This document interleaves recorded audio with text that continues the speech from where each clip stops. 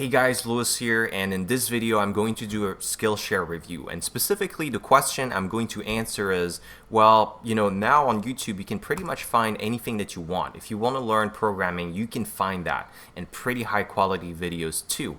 So why should you go to Skillshare, which is a paid service, and actually pay some money to watch stuff that you could find on YouTube potentially? So I'm going to answer this question, see the difference between Skillshare and YouTube, and I'm going to talk about the cost as well. So the first thing that you should know about Skillshare is that this is an online course platform. So you're going to have video courses on pretty much any topic that you can imagine, and some of the instructors for those courses are pretty well known, like here.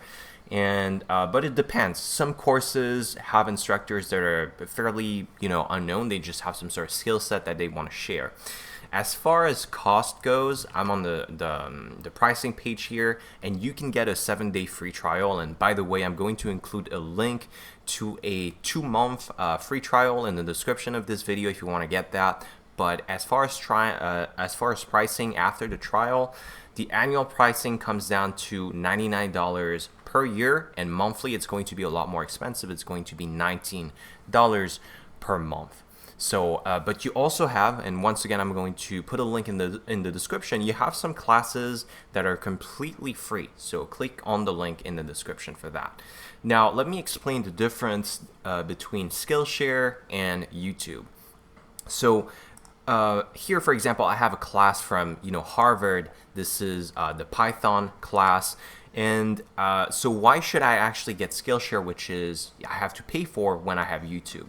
Well, the thing is, on YouTube, where YouTube wins is actually that you can find very, very specific things, because there's so many videos. If you want to learn about a very specific topic or have a very specific tutorial, definitely YouTube is going to win. And you can also find very, very high quality stuff like I'm showing you right now, the Harvard class. And also, well, obviously the advantage is that it is free, unlike Skillshare.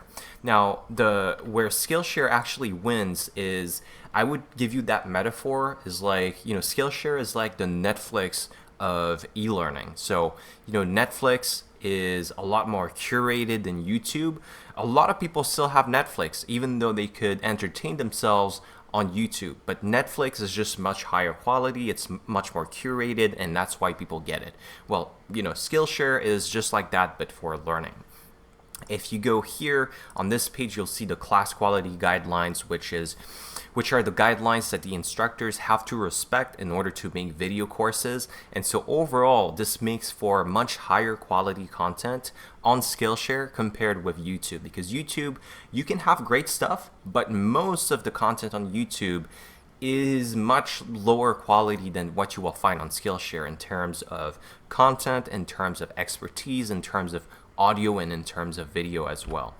The other thing I want to say as well is that when you take those classes, they're much more to the point, much more concise, and this is because YouTube videos tend to be self-promoting, and also a lot of times when someone makes a YouTube video about teaching something, some sort of course, some sort of tutorial, it's self-promoting, so there's an idea behind. Maybe they don't reveal all of the information, and they tell you that okay, they have a paid course or something like that.